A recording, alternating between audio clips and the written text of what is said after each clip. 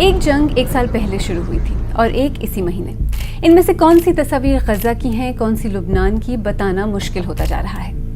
اس وقت یہ حال ہے کہ جہاں ایک طرف غزہ پر اسرائیلی حملے، وہاں تباہی، لوگوں کی ہلاکتیں جاری ہیں، وہیں دوسری طرف اسرائیل نے لبنان میں بظاہر ایک اور محاذ کھول دیا ہے.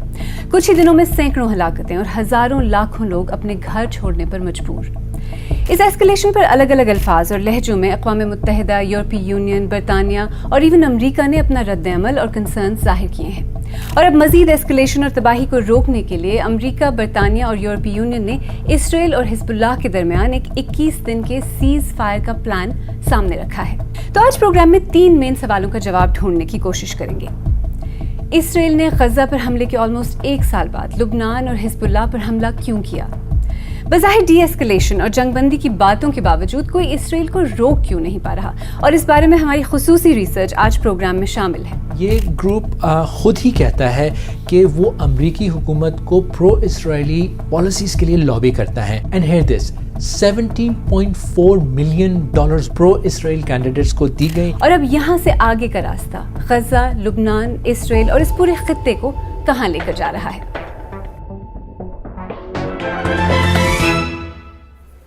تو ہمارا پہلا سوال کہ اسرائیل نے اس وقت حزب اللہ پر، لبنان پر حملہ کیوں کیا؟ لیکن اس کے جواب سے پہلے غزہ کی صورتحال پر ایک کوئک نظر. 7 اکتوبر 2023 کو حماس نے اسرائیل پر حملہ کیا، جس کے بعد غزہ پر اسرائیلی حملوں کا ایک ایسا سلسلہ شروع ہوا جو اب ویسٹ بینک اور لبنان تک جا پہنچا ہے. غزہ میں اب تک کم سے کم 40,000 افراد مارے جا چکے ہیں. آدھی سے زیادہ آبادی بے گھر ہے. 80% اسکول، 84% ہاسپٹلز اور تمام یونیورسٹیز کو تباہ کیا جا چکا ہے. اور مسلسل بمباری کے نتیجے میں غزہ، جو کہ ایک شہر تھا، اب 26 ملین ٹن ملبے کا ڈھیر بن گیا ہے. جہاں غزہ میں جنگ جاری ہے، وہیں اب لبنان بھی اس کی زد میں ہے. آف کورس لبنان اور اسرائیل کے درمیان یہ پہلی جنگ نہیں ہے، اور خاص طور پر غزہ میں شروع ہونے والی جنگ کے بعد حزب اللہ اور اسرائیل کے درمیان لڑائی میں سگنیفیکنٹ اضافہ ہوا ہے. لیکن 2006 کی اسرائیل حزب اللہ جنگ کے بعد یہ دونوں ممالک کے درمیان ہونے والی سب سے بڑی ایسکلیشن ہے. اس بار بات پھٹتے ہوئے پیجرز اور واکی ٹاکیز سے شروع ہوئی، جن میں کم سے کم 32 افراد ہلاک اور ہزاروں زخمی ہوئے. لبنان نے اس کا الزام اسرائیل پر لگایا. اس کے بعد اسرائیل نے لبنان پر وائڈ اسپریڈ ایئر اسٹرائکس شروع کر دیں، جو جنوبی لبنان میں شروع ہوئیں اور پھیلتی ہی جا رہی ہیں. لیکن حزب اللہ آخر ہے کیا، اور لبنان اور حزب اللہ کو انٹرچینجبلی کیوں یوز کیا جاتا ہے؟ 80 کی دہائی میں لبنانی سول وار کے دوران اسرائیل نے جنوبی لبنان پر قبضہ کر لیا، جس کے بعد حزب اللہ ایک آرمڈ ریزسٹنس گروپ کے طور پر ابھرا. پھر 2000 میں اسرائیلی انخلا کے بعد حزب اللہ ایک طرح سے لبنان میں سب سے طاقتور سیاسی گروپ کے طور پر سامنے آیا. اس وقت حزب اللہ لبنان کی حکومت کا حصہ ہونے کے ساتھ ساتھ ایک ایسا مسلح گروہ ہے جس کے بارے میں ماہرین کا خیال ہے کہ وہ لبنانی فوج سے زیادہ طاقتور ہے، ملک کی فورن پالیسی پر اثر انداز ہو سکتا ہے، یہاں تک کہ لبنان کی طرف سے جنگ کا اعلان تک کر سکتا ہے. ایکسپرٹس کہتے ہیں کہ حزب اللہ ایران کے ساتھ الائڈ ہے اور اسے ایران کی حمایت حاصل ہے. اسرائیل حزب اللہ کو ایک سیکیورٹی تھریٹ سمجھتا ہے. حزب اللہ کی طرف سے شمالی اسرائیل پر داغے جانے والے راکٹس نئی یا غیر معمولی بات نہیں، لیکن غزہ پر اسرائیلی حملوں کے بعد حزب اللہ نے صاف اور واضح الفاظ میں فلسطینیوں کی حمایت کی ہے. اسرائیل کے مطابق تب سے حزب اللہ نے اسرائیلی علاقوں پر 8,000 سے زیادہ راکٹ داغے ہیں. اسرائیلی وزیر اعظم بنیامین نیتن یاہو کہتے ہیں کہ وہ اپنی شمالی سرحدوں پر بیلنس آف پاور یعنی طاقت کے توازن کو بدلنا چاہتے ہیں. אנחנו מחסלים בכירים, מחסלים מחבלים, מחסלים טילים, ועוד ידנו נטויה. מי שמנסה לפגוע בנו, אנחנו פוגעים בו וביתר שאת. انفیکٹ اسرائیلی ڈیفنس منسٹر نے تو ان حملوں کو، جن میں اب تک سینکڑوں لوگ ہلاک ہوئے ہیں، ایک ماسٹر پیس قرار دیا. ماہرین کہتے ہیں کہ حملوں کا ایک مقصد غزہ میں جنگ بندی کے بغیر حزب اللہ کو سیز فائر پر مجبور کرنا بھی ہو سکتا ہے، جس سے اسرائیل حزب اللہ کے راکٹوں کی پریشانی کے بغیر غزہ میں حملوں پر فوکس کر سکتا ہے. لیکن فی الحال حزب اللہ کے رسپانس سے ایسا ہوتا ہوا نظر تو نہیں آ رہا. وسيواجه بحساب عسير وقصاص عادل من حيث يحتسبون ومن حيث لا يحتسبون. पिछले एक साल में अमेरिका ने गजा में सीज फायर के बारे में अक़वाम मुत्तहिदा की सिक्योरिटी काउंसिल रेजोल्यूशंस को 3 बार वीटो किया है। जून 2024 में अमेरिका ने खुद एक सीज फायर रेजोल्यूशन टेबल की थी जो पास भी हो गई थी। अमेरिका ने कहा था कि इसराइल इस डील से मुत्तफ़िक है, लेकिन हमास की शराइत के बाद बात नहीं बनी, जबकि हमास ने अपने रिस्पॉन्स को जिम्मेदार, संजीदा और मुस्बत करार दिया था। खैर, नतीजा ये हुआ कि जंग ख़त्म नहीं हुई। डिफरेंट टाइम्स पर अमेरिका ने इसराइल को खित्ते में एक मुस्तकिल मिलिट्री प्रेजेंस के खिलाफ वार्न किया है, गजा में ह्यूमैनिटेरियन एड को बढ़ाने के लिए कहा है और लुबनान पर इसराइली हमलों के बाद ये भी कहा है कि जंग किसी के मुफाद में नहीं है। Full-scale war is not in anyone's interest. Even if the situation has escalated, a diplomatic solution is still possible. पिछले एक साल में अमरीकी वज़ीर ख़ारजा एंटनी ब्लिंकन ने 11 बार मिडल ईस्ट का दौरा किया है। यानी अमरीका तो यही कहता है कि उसने जंगबंदी के लिए हर मुमकिन कोशिश की है। We don't want to see any escalatory actions by any party. There is a real problem that needs to be resolved when it comes to northern Israel and southern Lebanon, and that is the fact that since October 8th, Hezbollah has been firing rockets into Israel. Israel's been firing back. दूसरी तरफ नजर डालें तो ऐसा लगता है कि दुनिया के ज्यादातर ममालिक इमीडिएट, परमानेंट और सस्टेनेबल सीज फायर के हक में हैं और कई ने इसराइल को सख्त तनकीद का निशाना बनाया है। साउथ अफ्रीका ने इसराइल पर वॉर क्राइम्स का केस किया तो कोलंबिया, बोलिविया और बेलीज़ जैसे जनूबी और सेंट्रल एशियन ममालिक ने इसराइल के साथ डिप्लोमेटिक ताल्लुकात मुनक़ता कर दिए। चाद, चिली, होंडुरास और तुर्की जैसे ममालिक ने इसराइल से अपने सफ़ीर वापस बुला लिए और मलेशिया, इंडोनेशिया और स्पेन जैसे ममालिक ने गजा पर इसराइली बमबारी की सख्त मज़म्मत की। लेकिन इस सब के बावजूद जंग न सिर्फ जारी है बल्कि बढ़ती जा रही है। लोग ये कहते हैं कि अमेरिका गजा में सीज फायर की बात तो करता है, लेकिन इसराइल के सबसे करीबी एलाय और इसे अरबों डॉलर एड देने वाले और उसके सबसे बड़े वेपन सप्लायर की हैसियत से वो इस जंग को ख़त्म करने के लिए जो कुछ कर सकता था वो नहीं कर रहा। ये इल्ज़ाम हमने अमेरिकी स्टेट डिपार्टमेंट की तर्जुमान के सामने रखा और उनका रिस्पांस भी आज प्रोग्राम में शामिल है। लेकिन पहले अपने दूसरे सवाल पर आते हैं कि गजा में जंग के ऑलमोस्ट एक साल बाद इतनी शदीद तबाही, इतनी भारी सिविलियन कैजुअल्टीज़ और अब खित्ते में फैलती हुई इस जंग के बाद भी इसराइल को बड़े मग़रबी ममालिक और ख़ास तौर पर अमेरिका की इस कदर हिमायत हासिल क्यों है? बात जितनी सादा है उतनी ही पेचीदा भी, और जो रिसर्च हमने की है उससे 2-4 बड़े थ्रेड सामने आते हैं। हम हमारे साथी खालिद करामत के साथ, जिन्होंने इस पर काफ़ी रिसर्च की है, इन मुख्तलिफ सिरों को थोड़ा सुलझाने की कोशिश करते हैं। खालिद, एक बहुत बड़ा एलिमेंट आइडियोलॉजिकल या नज़रियाती सपोर्ट का है, राइट? और यहाँ अमेरिकन क्रिश्चियन ज़ायनिस्ट्स पिक्चर में आते हैं। आलिया, अमेरिकन पॉलिटिक्स में रिलीजन, ख़ास तौर पर इवेंजेलिकल कंजर्वेटिव्स एक बहुत ही अहम फैक्टर है। 330 मिलियन अमेरिकन्स में से 62 मिलियन इवेंजेलिकल हैं और इनमें से एक बड़े तबके की बिलीफ है कि इसराइल का क़याम बाइबल की पेशगोई के मुताबिक है। क्रिश्चियंस यूनाइटेड फॉर इसराइल एक इन्फ्लुएंशियल इवेंजेलिकल ऑर्गेनाइजेशन है और इस ग्रुप का मिशन है इसराइल का दिफा और यहूदियों के लिए आवाज़ उठाना। जॉन हेगी इसके फाउंडर हैं और इस सर्कल में एक बहुत ही इन्फ्लुएंशियल फिगर हैं। उनके मुताबिक यहूदियों की फतह और यरूशलेम पर मुकम्मल गलबा उनके अकीदे से जुड़ा है। Let's listen in to him. The King of Kings and the Lord of Lords, Jesus Christ, the conqueror of death, hell, and the grave, is going to set up his kingdom in the city of Jerusalem, and we're going to be there forever and forever and forever. इस group के मुताबिक उसके 10 million members हैं और American politics के बड़े बड़े नाम उनकी कॉन्फ्रेंस में शामिल होते हैं ताकि अपने प्रो इजराइल और कंजर्वेटिव क्रिश्चियन क्रेडेंशियल्स को साबित कर सकें। और ये सिर्फ गैर मुनज़्ज़म रैंडम सपोर्ट नहीं है, राइट? इसके पॉलिसी असरात होते हैं। एग्जैक्टली। अगर हम रिपब्लिकन पार्टी को देखें तो इवेंजेलिकल्स उनकी सपोर्ट बेस का एक बहुत अहम हिस्सा है। जब डोनाल्ड ट्रंप सदर थे तो उन्होंने यरूशलेम को इसराइल का दारुल हुकूमत तस्लीम किया और यूएस एम्बेसी को भी वहाँ मूव कर दिया। हालांकि ये बहुत ही कंट्रोवर्शियल फैसला था, लेकिन चूंकि मजहबी सर्कल्स में उनकी सपोर्ट थी इसलिए वो ये कर पाए। इसके बाद जियोपॉलिटिकल वजूहात भी हैं खालिद, जिनसे हम किसी हद तक आगाह हैं। यानी इस खित्ते में इसराइल जैसा आलाय अमेरिका के लिए काफ़ी अहम है। इसके बाद लेकिन हम फिर पॉलिटिकल लॉबिंग पर आते हैं। उसके असरात भी साफ नज़र आते हैं, जैसे एपैक, जो कि American Israel public affairs committee है, जो अमेरिका में इसराइल के लिए लॉबिंग करने वाला सबसे मजबूत, सबसे इन्फ्लुएंशियल और बड़ा ग्रुप है। उनकी अपनी ही वेबसाइट के मुताबिक उनका जो मोटो है वो बहुत क्लियर है। जी आलिया, ये ग्रुप ख़ुद ही कहता है कि वो अमरीकी हुकूमत को प्रो इसराइली पॉलिसीज़ के लिए लॉबी करता है।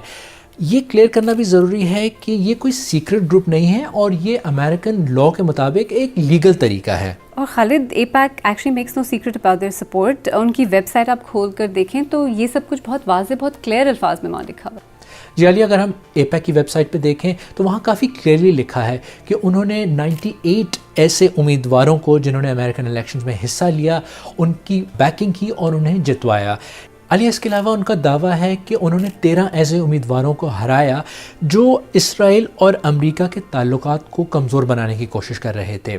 And here this, $17.4 million worth of donations pro Israel candidates کو دی گئیں اور اس میں ریپبلکنز اور ڈیموکریٹس دونوں شامل ہیں, اور یہ سب پبلکلی اویلیبل انفارمیشن ہے. اور خالد AIPAC جیسے لابی گروپس کافی کامیابی سے اپنا کام کر رہے ہیں اور اپنے مقاصد حاصل کر رہے ہیں, لیکن یہ کہنا بھی ضروری ہے کہ یہ سب کچھ وہ لیگل فریم ورک کے اندر رہ کے کر رہے ہیں.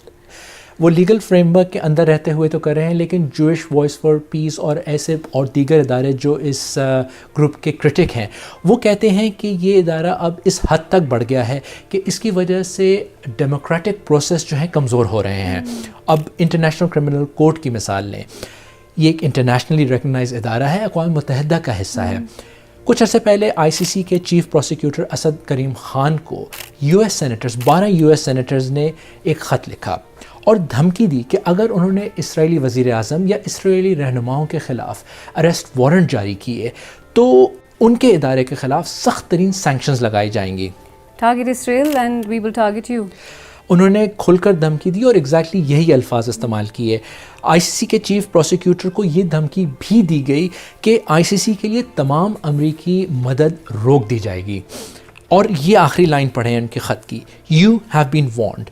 اچھا, انٹرسٹنگ چیز یہ ہے کہ اس خط کے سگنیٹریز اور AIPAC کی ویب سائٹ پر دیکھیں, سائڈ بائی سائڈ دیکھیں تو سگنیٹریز میں سے نام نظر آئیں گے جن کے لیے پیسے اکٹھے کیے جا رہے ہیں, اور ساتھ اوپر لکھا ہے کہ سپورٹ پرو اسرائیلی کینڈیڈیٹس. اور خالد, شاید سب سے جو اہم ہے, جو فائنینشیل لنکس ہیں اسرائیل اور امریکہ کے درمیان, ایڈ کے بارے میں تو ہمیں پتہ ہے, لیکن اسرائیل بانڈز کے بارے میں مجھے 1 آدھ سال پہلے ہی پتہ چلا تھا. یہ بہت ہی سگنیفیکنٹ لنکس ہیں, رائٹ؟ جی, ایڈ کی آپ نے بات کی تو کچھ ہی عرصے پہلے امریکی کانگریس نے اسرائیل کے لیے $14.3 بلین کی ایڈ منظور کی, اور انٹرنیشنل کنزورٹیم آف انویسٹیگیٹو جرنلسٹ کی جولائی میں پبلش کی گئی رپورٹ کے مطابق جنگ شروع ہونے کے بعد سے امریکن ریاستوں اور میونسپیلٹیز نے $1.7 بلین کے اسرائیلی بانڈز میں انویسٹمنٹ کی ہے. Palm Beach County Florida Israeli bonds میں سب سے بڑا انویسٹر ہے. Let's listen to this. یہ پام بیچ کاؤنٹی فلوریڈا کے ایک اہم رہنما ہیں. We were the first in the nation to buy bonds, $25 million in October, right after the attack. We now have the largest investment in the entire world in Israeli bonds, at exactly $700 million. Add کے ذریعے support کے علاوہ investment کی وجہ سے 35 US status اور میونسپیلٹیز کی success جو ہے وہ اسرائیل کی سکسیس کے ساتھ جڑ گئی ہے. یعنی اگر اسرائیل کو فائدہ ہوگا تو US اسٹیٹس کو اور ان میونسپیلٹیز کو بھی فائدہ ہوگا. یعنی ایسا لگتا ہے کہ اسرائیل کے لیے امریکی حمایت کی کئی اہم وجوہات ہیں, لیکن امریکہ ساتھ ساتھ سیز فائر اور امن کی بات بھی کرتا رہا ہے. ہم نے برطانیہ میں امریکی اسٹیٹ ڈپارٹمنٹ کی ترجمان مارگریٹ میکلوئڈ سے بات کی, جو آج کل اقوام متحدہ کے اجلاس کے لیے امریکہ میں ہیں, اور ان سے یہ پوچھا کہ کیا امریکہ نے غزہ میں اسرائیلی حملوں کو روکنے کے لیے جو کچھ کیا ہے وہ کافی ہے. جب تک جنگ بندی نہ ہو میں نہیں کہوں گی کہ امریکی حکومت کافی کام کیا. ہم سمجھتے ہیں کہ وہ تنازع جو اسرائیل اور حماس کے بیچ میں ہو رہا ہے وہ سفارتکاری سے حل ہونا چاہیے. لیکن اس بات پہ بھی امریکہ پہ کرٹیسزم ہو رہا ہے کہ ایک طرف تو وہ سیز فائر کی بات کرتے ہیں, لیکن دوسری طرف جو اقوام متحدہ میں یا یونائٹڈ نیشنز میں سیز فائر ریزولوشنز ٹیبل ہوئی ہیں 3 دفعہ امریکہ نے ان کو ویٹو کیا ہے. اس کے علاوہ اس وقت بھی اسرائیل کو ویپنز دینے والا سب سے بڑا ملک امریکہ ہے. تو ایک طرف بات ہم سیز فائر کی کریں لیکن اسرائیل کو ساتھ ساتھ آرم بھی کرتے رہیں اور سیز فائر ریزولوشنز کو ویٹو بھی کرتے رہیں. Do you see the problem? اس میں جو مسئلہ ہے وہ آپ کو نظر آ رہا ہے؟ دیکھیے, ہم وہی قرارداد کا مخالفت کیا جو حماس کی دہشت گردی کا نظر انداز کیا یا اسرائیل کی اپنی دفاعی کا حق نظر انداز کر رہے ہیں, کیونکہ یہ تو اقوام متحدہ کا ایک بنیادی اصول ہے کہ ہر ایک ملک اپنی دفاع کا حق ہے.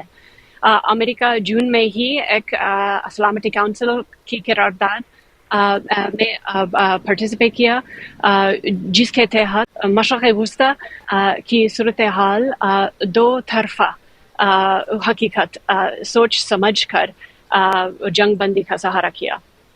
لیکن اس ریزولوشن کے بارے میں بھی امریکہ نے کہا تھا کہ اسرائیل کو یہ قبول ہے، لیکن اسرائیل نے اس کے بعد اس پہ عمل کرنے سے انکار کر دیا تھا، رائٹ؟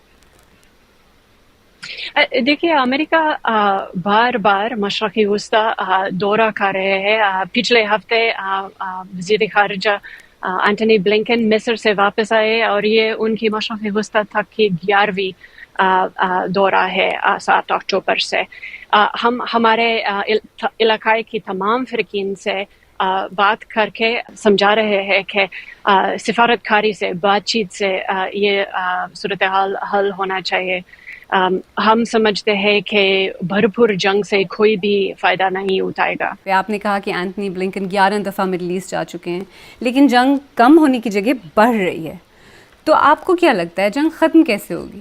وہ خبریں جو ابھی شمالی اسرائیل سے، جنوبی لبنان سے آ رہی ہے، وہ بڑی تفتیشناک ہے۔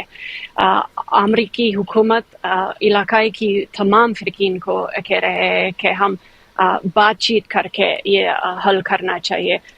بھرپور جنگ سے کوئی بھی فائدہ نہیں اٹھائے گا۔ اس سب کے بعد جو ہمارا آخری سوال تھا کہ اب یہاں سے آگے کا راستہ غزہ، لبنان، اسرائیل اور اس پورے خطے کو کہاں لے کر جا رہا ہے، اس کا جواب نہ تو سیدھا ہے اور نہ ہی آسان۔ اس وقت صورتحال یہ ہے کہ جنگ پھیلتی جا رہی ہے۔ غزہ میں جنگ جاری ہے، جہاں حماس کا خاتمہ اسرائیل کا سٹیٹڈ آبجیکٹو یا ہدف ہے، جو اس کے 1 سال میں غزہ کی آلموسٹ مکمل تباہی اور ہزاروں ہلاکتوں کے بعد بھی ان کے مطابق ابھی پورا نہیں ہوا ہے۔ اور اسرائیل کہتا ہے کہ لبنان پر اس کی جنگ کے اہداف بھی واضح ہیں۔ אנחנו נחושים להחזיר את תושבינו בצפון בבטחה לבתיהם. שום מדינה לא יכולה לסבול ירי על תושביה, ירי על עריה. וגם אנחנו, מדינת ישראל, לא נסבול זאת. אנחנו נעשה כל מה שצריך כדי להחזיר את הביטחון. حزب اللہ کی اسٹریٹجی کم واضح اور کلیئر ہے، لیکن اس کے لیے اس وقت 2 بڑے اہداف ہیں: پیچھے نہ ہٹنا اور سروائیو کرنا۔ تو اب آگے کیا ہوگا؟ ہم نے صحافی شاذیب جیلانی سے بات کی، جو BBC کے مڈل ایسٹ ایڈیٹر رہ چکے ہیں اور کئی سال بیروت میں گزار چکے ہیں۔ اسرائیل کی اپنی جو ایک کمپلشن ہے، جیسے میں نے کہا ایک جنگی جنون سوار ہے، جس طرح سے انہوں نے انٹیلیجنس بیسڈ آپریشن کیا لبنان کے اندر پچھلے ہفتے، اس سے پوری دنیا دنگ ہو کر رہ گئی ہے۔ اسرائیل کے اندر لگ رہا ہے کہ ویسے تو نیتن یاہو پر بہت دباؤ تھا لوگوں کا، لیکن ان کی پاپولیرٹی تھوڑی سی اوپر گئی ہے۔ وہ کہہ رہے ہیں کہ دیکھیں میں ڈیلیور کروں گا۔ تو جو ڈومیسٹک کمپلشن ہے اسرائیل کی، وہ شاید ابھی یہ ہے کہ ٹھیک ہے آپ ابھی اور آگے بڑھتے جائیں۔ حزب اللہ کے پاس ہم یہ جانتے ہیں کہ کوئی 1.5-2 لاکھ کے قریب راکٹ میزائلز ہیں، جن کی رینج 300 کلومیٹر تک ہے، مطلب وہ پورے اسرائیل میں کہیں پہ بھی حملہ کر سکتے ہیں۔ اگر حزب اللہ کے پاس کوئی چوائس نہ رہی اور اس نے یہ طریقہ اپنایا، تو پھر ہم دیکھیں گے کہ اسرائیل جو ہے وہ انفراسٹرکچر کو لبنان میں ٹارگٹ کرے گا۔ بیروت جیسا گنجان آبادی والا شہر جو ہے وہاں نقصان ہوگا، ایئرپورٹس پہ حملے ہوں گے، اور پھر یہ معاملہ آپے سے باہر جا سکتا ہے۔ آپ کو کیا لگتا ہے کہ ایران فائنلی اس وار تھیٹر میں انٹر کر جائے گا؟ دیکھیں، ایران نے ابھی تک بہت سارے لاسز برداشت کیے ہیں۔ مثال کے طور پہ تہران کے اندر حماس کے لیڈر کا قتل ہو جانا، ایران کے دوسرے کمانڈرز بھی جو ہیں شام میں مارے جاتے رہے ہیں۔ ایران یہ جانتا ہے کہ اسرائیل کے ساتھ لڑائی جو ہے وہ پورے خطے کو آگ میں لپیٹ سکتی ہے، اس لیے وہ بیان تو بہت سخت دیتے ہیں مرگ امریکہ کے، لیکن ریسٹرین انہوں نے ایکسرسائز کیا ہے۔ ان سب پیچیدہ باتوں کے پیچھے بات بہت سادہ ہے۔ فلسطینیوں کے لیے یہ مسئلہ بھی بہت سادہ ہے۔ لگ بھگ 1 سال بعد، ہزاروں ہلاکتوں کے بعد، انہیں ان کے اپنے ہی گھر میں کئی بار ریفیوجی بنانے کے بعد، ان کے مکانوں، ہسپتالوں، اسکولوں، عبادت گاہوں، ان کے پورے شہر کو تباہ کرنے کے بعد، اب بھی اسرائیل کے حملے جاری ہیں اور اب خطے کے دوسرے ممالک تک پھیل رہے ہیں۔ اور جو لوگ اس سب کو روک سکتے تھے، وہ باتیں تو سیز فائر کی کر رہے ہیں، لیکن ایکچولی بدل کچھ نہیں رہا۔